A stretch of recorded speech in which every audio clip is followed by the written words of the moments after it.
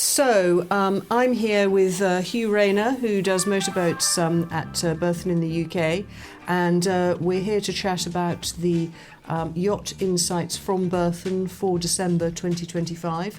This is the last one of these for this year before we all break from the holiday. So the first of the points that as a team in our 5 offices we came up with is the fact that motorboats are driving the market in the USA.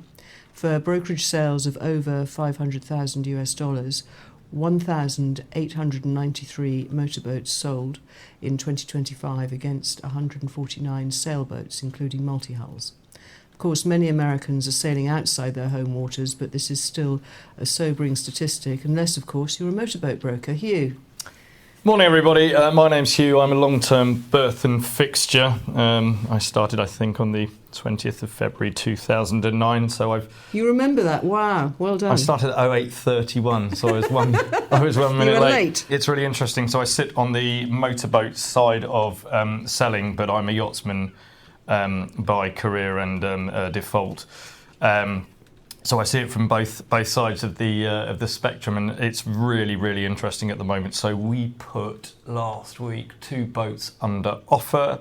Both of them were long-range semi-displacement boats. Both are properly built. Both were sold by agents in the UK. One was actually built over in Guernsey, and we are seeing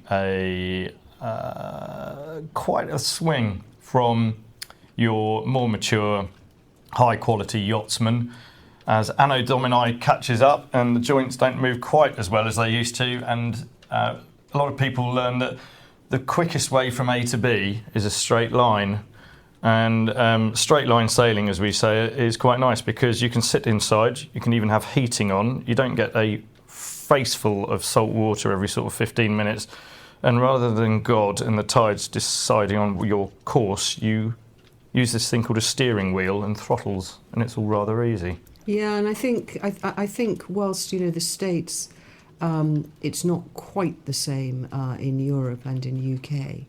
I think it's the general trend. They normally follow stuff, and I think that we've benefited from the fact that we're not really in the plastic fantastic production motorboat side of things, and I think that the UK market with the VAT and how that's changed since Brexit has also seen a change in the motorboat market in the UK. Would you agree?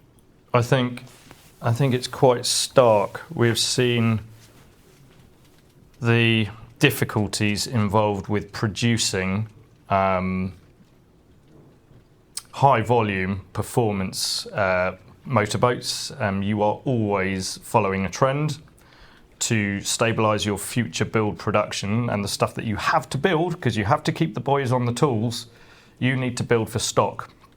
The problem is that as soon as you've built a boat for yourself, the next guy will want different carpets, he'll want different washing machines, he'll want to take the boat to the Mediterranean, he won't want the boat specified for Scotland, and you are always catching your tail, and it's an incredibly difficult furrow to plough at the moment, and we see all sorts of problems with high inventory levels across the spectrum, with really tough times I can see ahead for a lot of our very, very great UK boat builders, but they're building for a market that is very, very choosy, that can afford to be choosy because there's huge choice. And yeah, I mean, look at the Italians, look at all these guys are coming. And I also think that news alert, the weather isn't very nice in the UK, and so for this market, the sort of boats that the blue boats, the displacement, the semi-displacement,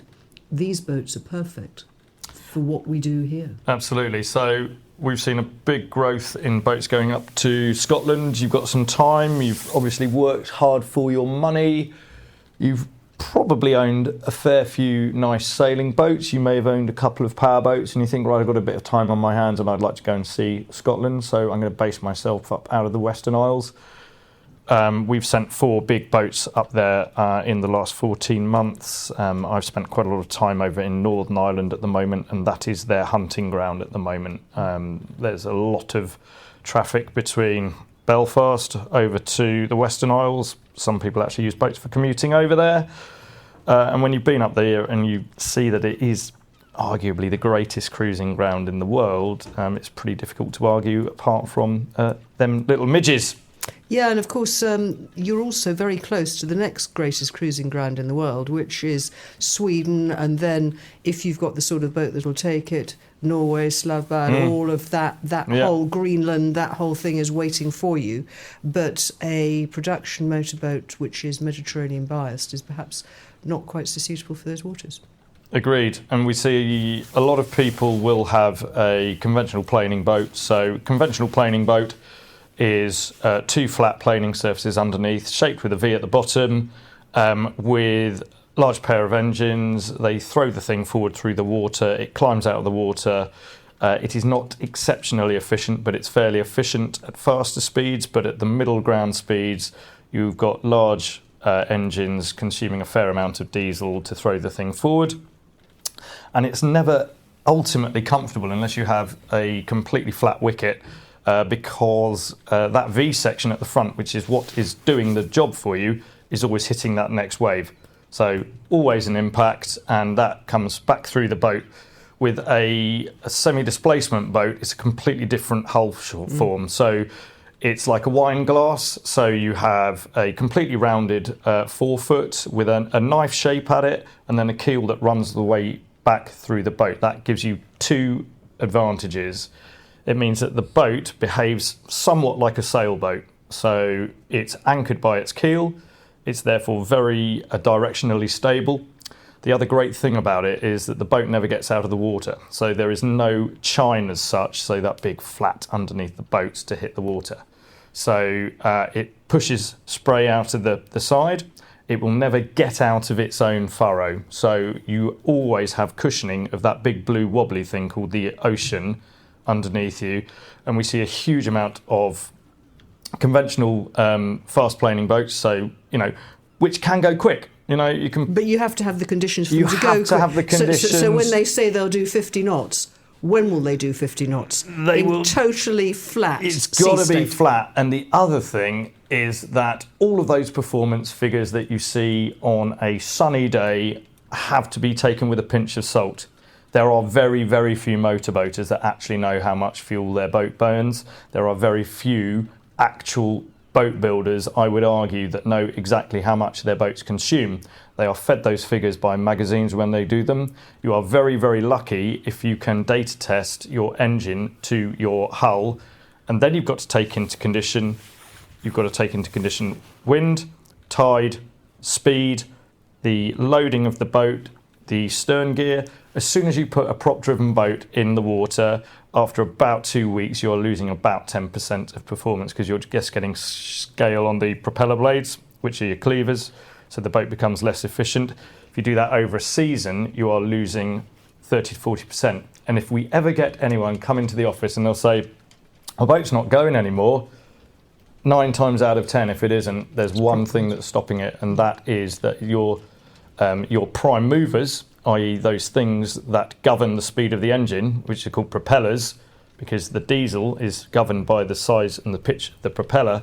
If those are not absolutely super clean, then you get a massive performance disadvantage. And I think pitching of propellers, I think there are a lot of boats out there which are never going to meet their optimum performance because actually the props are either wrong or they're incorrectly pitched. Or, it's more than just having them be clean. And I think a lot of boats get sent out, and actually that's not looked at nearly carefully enough. Exactly. If you go to whoever it is, your propeller agent, they can put your prop on a spin. They can look at the cupping of the blades. They can do all of that stuff, and they can exactly tune your propeller. If you are a manufacturer buying propellers because you bought God knows how many caterpillars, MTUs or whatever else, not every propeller fits every boat. So, and as that boat changes, because it will do, because it has loads, it has fuel burn, it has all of those differences, there is not one size that fits all, so you're always chasing tail again with that. With a semi-displacement boat, because it is always cushioned by the water, it's never uncomfortable. It can push through water and conditions that would just simply stop the crew of a planing boat. They might not stop the actual boat itself, but it is a very unpleasant way to go boating when you're constantly I think the difference banging. is with a planing boat, you kind of get there for lunch. Yeah. On a semi-displacement boat, you have lunch on the way. Exactly. And I think that's so. That's that. So the second point we had was multi-hulls. Of course, multi-hulls are coming. Both sail and power. That is a real growth segment in the market, both sides of the Atlantic. But what we're starting to see is when we started out, it really was the preserve of the charter companies, and that's also still driving growth. But that the more mature, heavier multi-hulls, they don't sit on their lines, they've got a lot of usability and all the rest of it. They do need to be well priced to find new owners because the design is moving so quickly. There are so many new entrants into the market. So I think that we're going to see resistance to older multi-hull sales unless pricing is correct. Yeah, I think that's going to be across the board. I think at the moment it's been far more balanced to the point of sale. There are few powerboats out there in the market at the moment. There are going to be a lot more. I think there will be. I think the advantages of deck space over usability, you've got a huge amount of performance advantage because you've got a very slender hull. You've got all of that wave piercing ability, and then you've got the huge advantages in composites, carbon, all the rest of it, weight saving, which can give you an enormous deck area for very, very little penalty in terms of the build weight. It's going to be a massive piece of the market that is right for the taking, and there are lots of smaller, more boutique guys looking at it.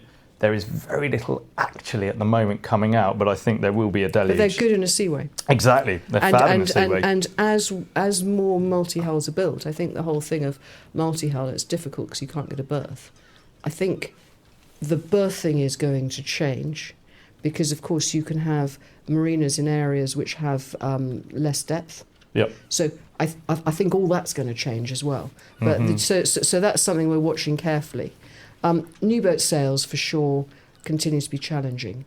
There are new launch models. This is something bizarre about our market. Whenever things are at their most bleak, manufacturers come out with amazing new models and they sell them off the drawing board.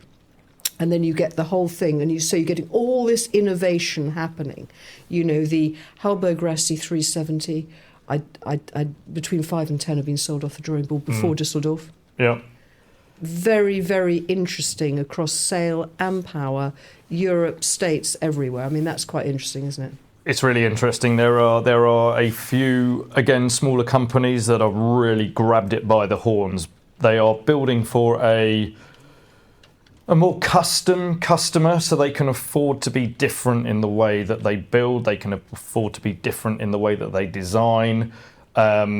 It may be great for the original owner. It's not necessarily a mass market appeal, but what it allows them to do is to play with technology that is not available in the broader sort of scheme of things.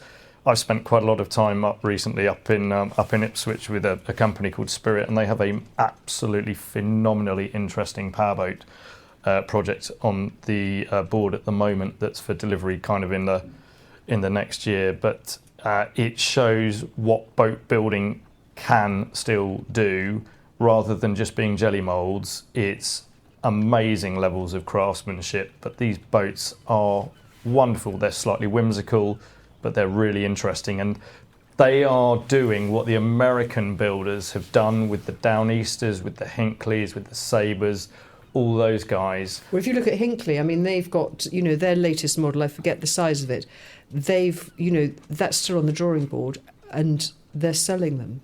And I think in this market, the problem is not money, it's confidence. Completely. And wanting something that's just a bit special. It needs to be a bit special, and it also needs to be very good at its intended job. So for these guys who are building a weekend cruising boat, that is a very, very different thing to building a boat that can world girdle, that is, you know, set up to do 3 months cruising in the Baltic, all the rest of it. You've got stores on board, you've got tank size, you've got availability of storage, you've then got, you know, interesting things to do with deck space versus internal space, protection, crew protection so that you're comfortable, so that you don't get tired. All of those sort of things are very, very different aspects to throw into the mix than just building a boat that goes fast and looks great. And I think also that in a buoyant market, manufacturers aren't exactly lazy, but they can afford to have long production runs of a boat because the market's all moving around. Whereas if things get hard, you know, the clever people in design and so on and production are looking at what can we bring to the market for our clients that they're going to just super love. And of course, if they can do something which is innovative and fresh, their clients haven't gone away. No, absolutely, and we saw that, you know, before COVID. We saw that in the last crash, that all this amazing new technology, and of course the new materials are being more widely used, and the, you know, carbon composites, all of those things, and there's so much more that you can do. Whereas if you have a full order book and people carry on ordering and you're on hull number 67 of whatever it is, you'll carry on building it. Exactly. But if that stops, then you have to refocus. Then you've got to rethink it entirely. And I think it's very interesting looking at production numbers of boats that have been built over the, say, last 15 years. A lot of very, very, very successful boats, in terms of what they can do, have very low production numbers. And the reason that they have that is that they are built for a job. That job is very well defined. What it puts into the brokerage market as a used boat is that you need to be able to put over to a client how that benefits them, why that is very, very different in terms of what it can offer you to another boat that's in the market. And that's where, having been at this as a bit of an old warhorse for a long time, you kind of get a view to kind of understand what works and what doesn't. And I certainly find I spend a lot of time not exactly educating, but just talking people through the differences, because it's very nuanced. And, you know, even on a production boat, there are so many options that you can choose. Some work, some don't, some make the boat more sellable, but it all depends on what that future owner's vision for what they want to achieve is. And the big thing, and I say this time and time again, it's terribly boring, but certainly in the brokerage market, you're buying the owner. You're buying their boat, but you're buying what that owner has done with that boat, and therefore having a very, very a deep understanding of what they've used it for, how they've used it.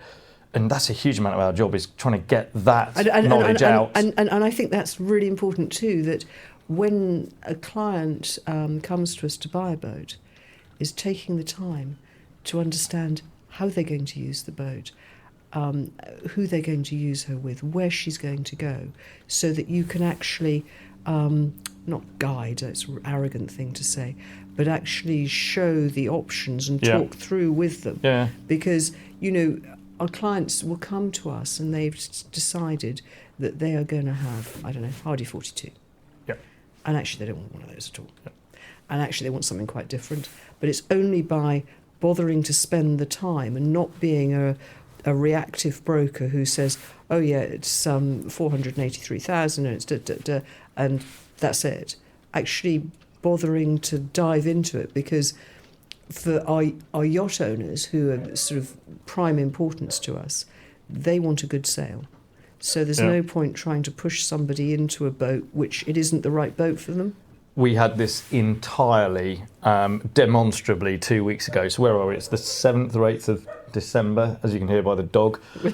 So Christmas is coming and people are thinking what to chuck underneath the tree. And we had a really nice pair of local yachtsmen, lifetime yachties, done well, And we're very lucky where we have a fairly mature market where people are, you're not sort of borrowing through the nose to fund their boating habit. They came in looking at a big sailboat. And we showed them the big sailboat, and they were like, yeah, okay. And a lot of our friends have said, we should think about, here it comes, the dark side. So my colleague Alan just said, well, have you thought about that over there? And they looked about 150 yards away, and there was a Dutch-built semi-displacement motorboat.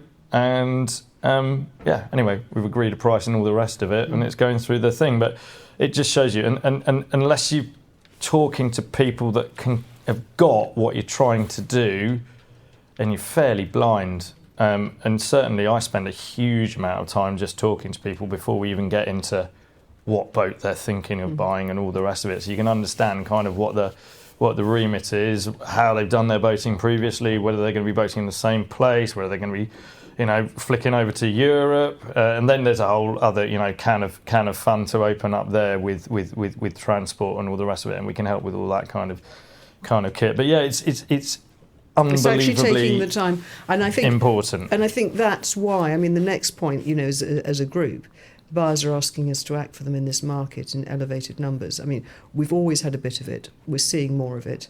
They require accurate and informed advice about the market and sales process to enable them to navigate through the process safely and to close on the yacht suitable for their needs. That's always been a phenomenon in the States, and, where you have a buyer's broker. And here, a lot of the time, we're sort of dealing with both sides. And rather unkindly, it's been said here that in America it's done because it means that the buyer then has somebody to sue if everything goes wrong. But I actually think there's more to it than that.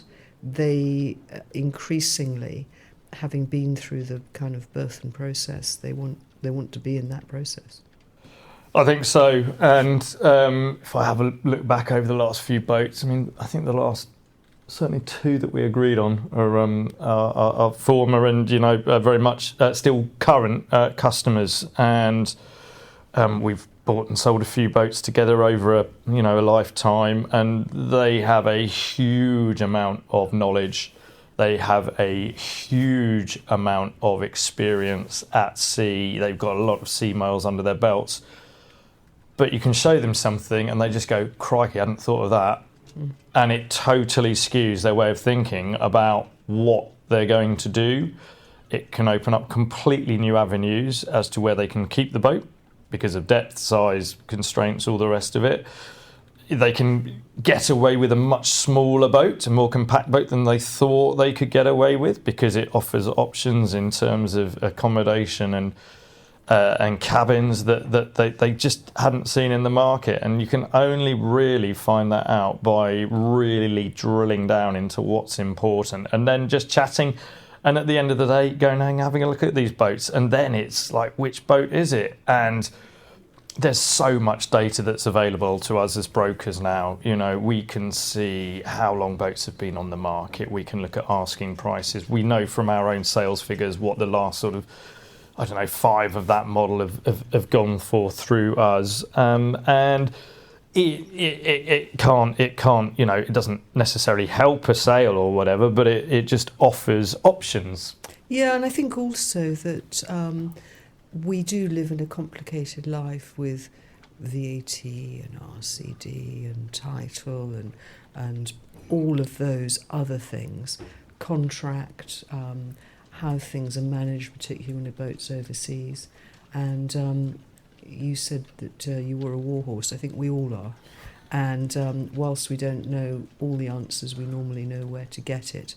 And we've all been around the block numerous times. And I think that's helpful because it means that we can actually take a step back and also, if a yacht is patently not the right boat, have the courage to say, well, actually, are you sure? Yeah, absolutely. I mean, you should be able to. Our sales figures do not depend on us getting that sale closed exactly this month. Exactly, but there is a lot of people have very punitive contracts and all the rest of it, and you have to have X and Y and sea trials have to be within this tolerance and all the rest of it. At the end of the day, you want a sale between a motivated but happy seller and a motivated but happy buyer. You don't want to be forcing stuff down someone's throat. I think it's completely unnecessary and just not how we do it, which is why a figure I'm really proud of, 55% of our business across the group is repeat. So then we go on to, I think we've touched on this before, correctly priced and well-marketed recent yachts with good pedigree, well-maintained, with a proper service history of finding buyers readily. We go into the holiday with more contracts for completion early 26 than we normally expect. I think that's right, isn't it? I think this service history thing is also a big issue. It's critical. I think we sort of kind of touched on it earlier, but as much as you're buying that boat, you are buying its history, you are buying its provenance, you're buying its owner, you are buying the guys that have maintained it. All of this sort of stuff. We've had boats recently where the boat's been insured by one surveyor, by an insurer. The new gentleman or lady or whatever ownership structure comes along. They want to keep that boat as it was, so they will use the same crew that have maintained it. They'll use the same guys that have insured it. They might move the location of the boat, but they will stay in touch with the team that have been looking after that. So from our point of view, when you're buying a boat, you look at what you think you want. You look at the number that is attached to that boat, but your friend is the man or lady that is selling that boat to you.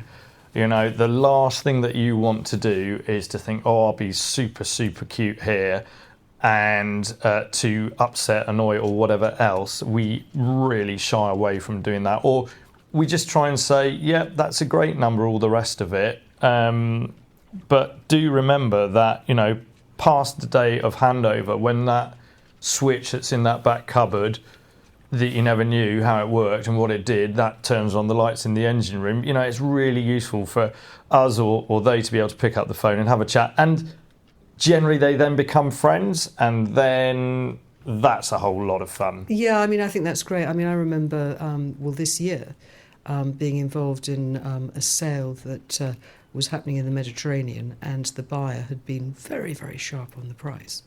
And came the day that he came down to take delivery of the boat. It's a sailing boat. There was no sail cover, there was no bimini, there was no spray hood. And he rang up in high dudgeon, and I sort of took the call and looked back and I said, well, wasn't on the specifications, sir. And he said, yes, but you really, really, really upset the owner. And the captain was dispatched to put them back on the boat and to pick up a cheque. There you go. That's a real shame, because he had no one to, Yeah. He had to pay the captain to take him sailing then to teach him how the boat worked. And that really, I wonder how much fun that was. And again, it's indicative of, boat ownership is, it's a long-term love affair, both with your checkbook and with yards and the boat. And if you're lucky enough to have a skipper, just keep hold of them and, take as much advice as you can, because how your boat is used, maintained, all the rest of it is absolutely critical at that point of you thinking, oh, crikey, I want to do something else or whatever, or hand someone else over the keys. Just having that resource to be able to pass on to the next person is absolutely critical. Yeah, I think that's right. So 2025 has been a bruising year, lots of market turbulence. We expect that 2026 is going to be much the same. Reading the market accurately and giving owners the correct advice about the market is key. Overpriced, badly marketed yachts will not find buyers in this market, however cheap the commission deal was. I think I can add to that. Yeah. Demonstrably so. I'm really dull, and I get really excited about looking at data analytics and stuff like that, and I spend a lot of time with a lens in my face and, going around boats, because if you're doing a marketing package and you've got good photography and you've got good moving imagery and you've got an actual relationship with the people looking at the video, as well as you having a relationship with the boat and the owners and all the rest of it, you've got quite a nice circle there. And it is absolutely critical that that marketing hinges on that. And I've had a couple of boats recently and I thought, okay, we should be getting more interest in that. And you can see how many times people have looked at a boat, a listing on our website. We can look at how many views the thing's had on YouTube or whatever else. And there is it's an unbelievably stark reality that if you haven't done that, that boat will not sell. People will not look at that boat. And you can see, we can release a blog and viewing statistics go through the roof because it involves people, it gets people interested. It's the same with all these videos, you know. I get a lot of people come on board and they'll say, oh, I've looked at that video, and it's quite interesting, you know. I'm awful, and Harry, who does our videography here, hates me because I do like half an hour of video of me, you know, talking very long, drivel. And then you say, ask the guy who's come to look at the boat, say, have you looked at the video? And I say, oh yeah, I've watched it 5 times over the weekend with my wife. That's extraordinary. It's worrying. I had this lady the other day say, you do realise that I've listened to you in bed.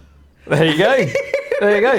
With my husband, we all want to be Harry Lightfoot. Yeah. You know, YouTube Harry, but it's from our point of view, it's really useful because actually we've kind of got a bit of a relationship with people before they actually meet us, and we hope to be fairly sort of friendly and upfront and all the rest of it. But if they see you and they've kind of done that, then the last kind of links in the chain is them jumping on board the boat. And I've sold boats abroad. We do a lot of distance selling, obviously. And the first time you meet the client and the client sees the boat is the evening, having had a beer in the hotel or whatever, and met them. And you walk down to the boat together and pop them on it, and they go, "Oh, that's better than I thought." Yeah, that's the way it should always be. I've done my job then. Yeah, and I've still got my kneecaps. Yeah.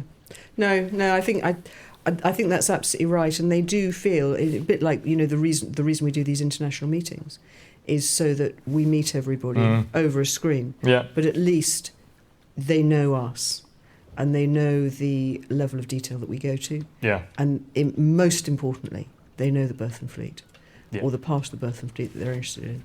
So our marketing team busy with all territories with new listings. The volume at which we're accumulating new members of the Berthon fleet is unusual for this time of year. And that's very good. And we're very happy about that. And we don't know quite why, because it should be getting quieter for Christmas, but thank goodness it's not. Yeah, it's quite interesting. I speak to a lot of mates in the industry, and obviously we've all been, you know, around the block a few times, and there are bits that are in absolute turmoil at the moment. And I try not to be horribly arrogant or nasty, but I do try and tell the truth. And the truth is that we are bloody busy at the moment. And we sell a boat a particular way. We do things somewhat differently to other bits of the market, I guess. But at the end of the day, it's all about people. And, you know, if you can give people some brilliant memories and give them a lovely boat that will look after them and their family, then you've kind of done your job. Yeah, and you know, what I think is really important to me is if you walk into the office in Newport, Rhode Island, or in Palma, or up in Orist, you'll get... Coming to a Berthon office should be like a warm bath. Exactly. And I think it's the same everywhere. Yep. So on that bombshell, as has been said many times before, Hugh and I are going to say very happy Christmas, and we'll be doing this again in 2026. Happy Christmas. Happy Christmas, everybody. And apologies, but if you did see someone dressed as an elf last night on the Christchurch River in a small launch, accompanied by someone in a red suit with a black belt and a large white beard, that was me. I don't think I got in your way, but hopefully the fairy lights that were all over the thing kind of allowed you to clear our passage. And my goodness me, 200 kids screaming on a balcony. You could hear them about 200 yards upwind. It was epic. Well done, you. Thanks, everybody. Happy Christmas. All the best.